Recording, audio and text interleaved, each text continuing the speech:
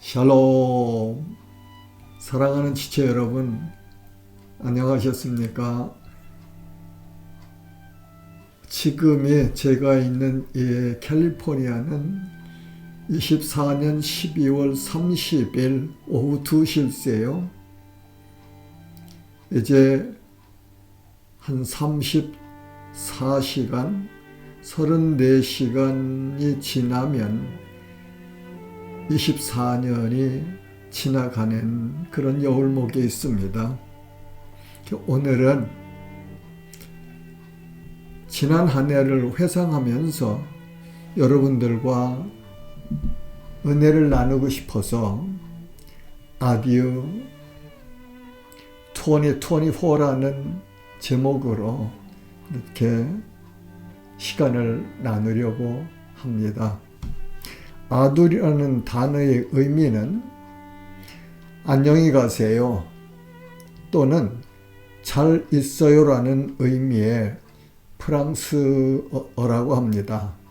이 말은 스페인어 아디오스에서 파생된 말이라고 하네요. 이 말의 의미는 이 생에서는 다시 만날 수 없는 영원한 이별을 뜻하는 단어가 아디라고 하네요. 2024년은 우리들이 다시 만날 수 없는, 되돌아갈 수 없는 과거가 되어가고 있습니다. 그래서 인생이란 돌아올 수 없는 일방통행로를 걸어가고 있는 나그네이고, 그 길은 곁길도 없고 돌아갈 수도 없는 오직 앞으로만 갈 수 있는 길이 아닌가 생각을 합니다. Only one way를 걷고 있는 순례자들이 곧 인생이라고 말할 수 있겠네요. 저는 2024년을 캄보디아 바탐방에서 맞았었습니다. 23년 7월에 아내와 같이 한국으로 나왔다가 건강을 회복한 다음 12월 12일에 인천에서 출발하여 캄보디아로 아내와 같이 나갔었습니다. 우리가 그곳에서 살며 섬긴 곳이 바탐방이라는 도시입니다. 이 바탐방은 캄보디아에서 제2의 도시라고도 하는데요.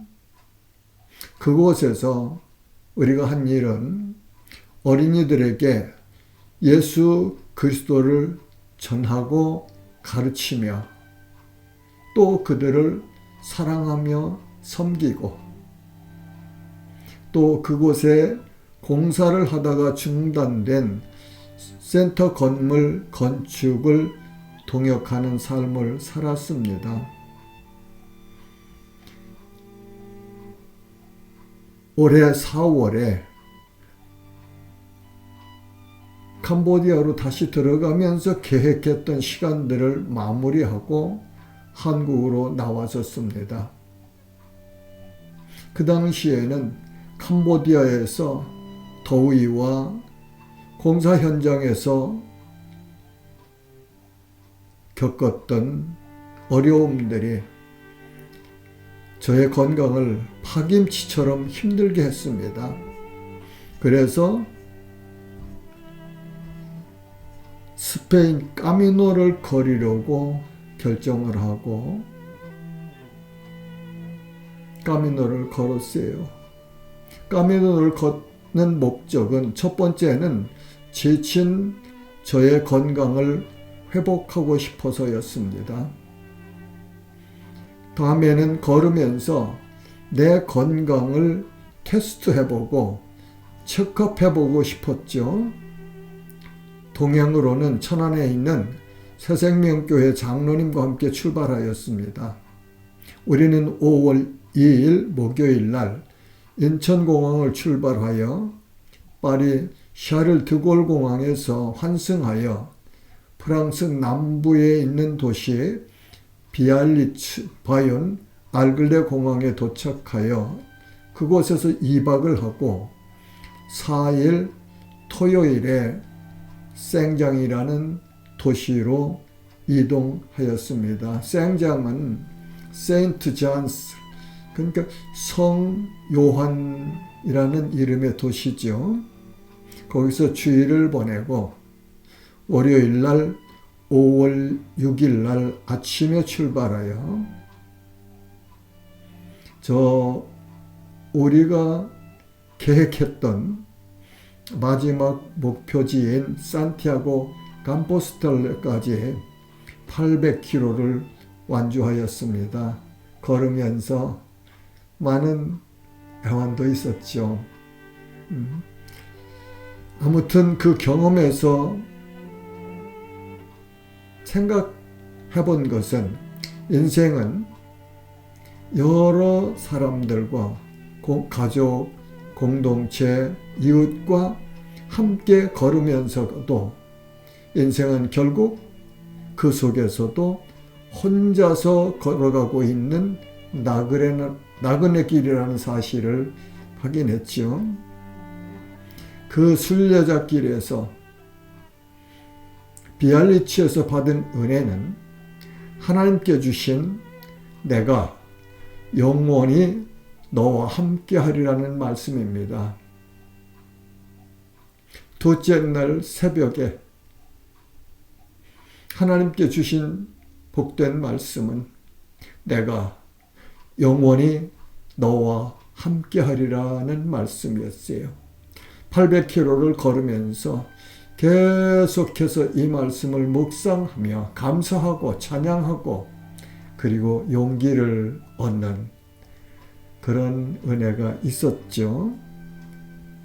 그리고 이제 그 800km 순례자길을 마치고서 산티아고 감포스텔라에서 받은 은혜는 하나님께서 앞으로 나에게 수명을 허락해 주시면 앞으로 한 5년간은 더 현장에 나가서 일하며 살 수 있을 거라는 확인이었습니다.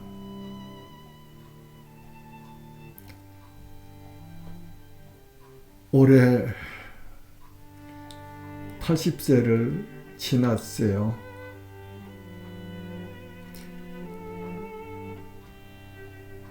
그러면서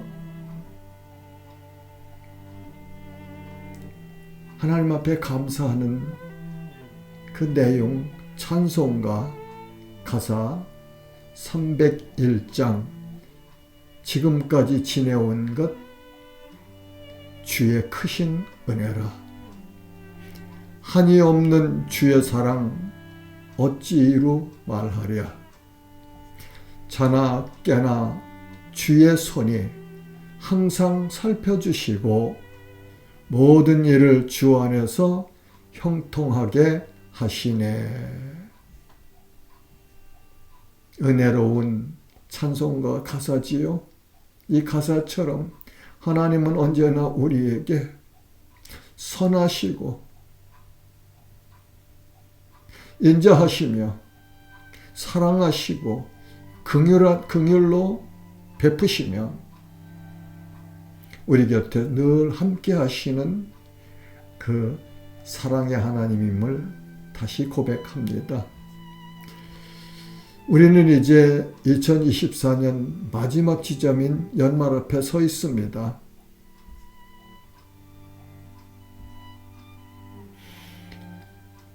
(2024년) 안에 머물러 있고 싶어도 불가능하지요. 2025년을 맞고 싶지 않다는 마음이 있어도 이 또한 불가능합니다. 왜 그렇죠? 우리 인생은 창조주이신 하나님께서 정하신 길을 따라 왔고 또 가는 나그네이기 때문입니다. 저 이런 생각 오늘 해봤네요. 우리 인생은 우리가 각자가 갖고 가고 있는 정원과도 같다고 말하고 싶은 생각. 우리가 각자가 갖고 가고 있는 정원에 어떤 과일나무를 심고 어디쯤에 양어장이 있는 작은 연못을 파고 사철을 따라서 피어나는 고운 꽃들을 어떻게 좋아하여 심고 불어오는 산들바람을 맞으며 아름다움을 선사하는 꽃들의 향연을 바라보며 한낮에 그 뜨거운 햇볕을 맞으며 들판에서 일하며 흘린 땀을 식히고 가을에 나무에 열린 과일들을 바라보며 석양의 아름다움을 노래하는 멋이 있는 그림 같은 인생. 그러면서도 눈이 오고 일할 수 없는 밤과 같은 다가올 겨울을 준비하는 지혜로운 농부처럼 지나온 인생의 경험을 토대로 하여 남은 인생을 지혜롭게 사용하며 주님께 드릴 열매를 준비하는 지혜로운 일꾼처럼 살면서 언제나 우리 주님의 약속을 믿고 붙들고 따라가는 나그네 인생을 위로하시며 힘을 주시는 하나님의 그 말씀을 잠깐 두 요절을 나누고 싶습니다. 이사야서 40장 31절은 오직 여호와를 앙망하는 자는 새 힘을 얻으리니 독수리가 날개치며 올라감 같을 것이요 다름박질하여도 곤비하지 아니하겠고 걸어가도 피곤하지 아니하리로다는 말씀과 이사야서 41장 10절 말씀은 두려워하지 말라 내가 너와 함께함이라 놀라지 말라 나는 네 하나님이 됨이라 내가 너를 굳세게 하리라 참으로 너를 도와주리라 참으로 나의 의로운 오른손으로 너를 붙들리라. 믿음은 하나님과 하나님의 약속의 말씀들을 믿고 붙잡는 것이라고 말하고 싶습니다. 오늘은 해석은 안 하겠습니다. 주님께서 우리들 각자에게 주시는 은혜가 있으시기를 바랍니다. 사랑하는 지체 여러분, 지난 한 해 어떻게 사셨나요? 새해를 기다리면서 어떤 계획을 세우셨나요? 저는요, 자신의 몸을 태우며 어둠을 밝히는 촛불처럼 그렇게 새해에도 살고 싶습니다. 나의 죄를 씻어주시려고, 용서해 주시려고 십자가에 못 박히시어 마지막 한 방울의 물과 피까지 흘려주신 우리 주님 예수 그리스도를 바라보며 그분의 은혜를 감사하고 그분을 사랑하고 그분의 사랑을 전하며 살고 싶습니다. 제 현재 상황 가운데 경험하는 일들은, 주변에서 들려오는 소리들은 이제 할 만큼 했으니 노년을 집에서 쉬면서 사세요라는 따뜻한 위로와 저를 아껴주시는 마음이 들려오는 인사입니다. 그러나 저는 이제 얼마나 남았는지는 모르겠지만 남은 인생을 나를 구원하신 예수 그리스도 그분을 전하고 싶습니다. 그 일을 할 수 있는 조건이 있는 곳으로 가서 살려고 합니다. 선교는요, 생명 있는 마지막 시간까지, 그 순간까지 예수 그리스도를 전하는 것이라고 나는 말하고 싶습니다. 하나님께서 위로와 격려를 해주시네요. 우리 사모를 통해서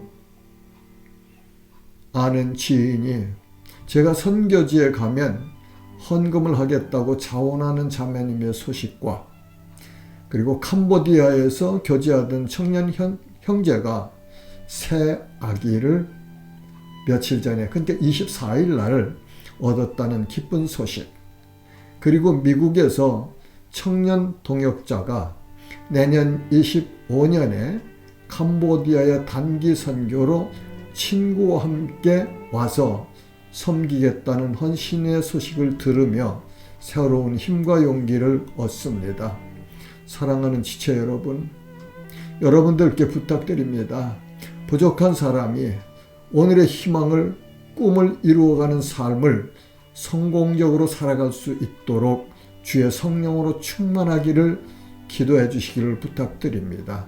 그리고 새해 2025년에는 사랑하는 지체 여러분들의 신앙과 가정, 그리고 섬기시는 교회와 자녀들과 생업 위에 오늘 읽었던 두 말씀, 두 요절의 말씀, 이사야서에 있는 두 요절의 말씀이 이루어지시는 복이 있으시기를 주님의 이름으로 축복합니다.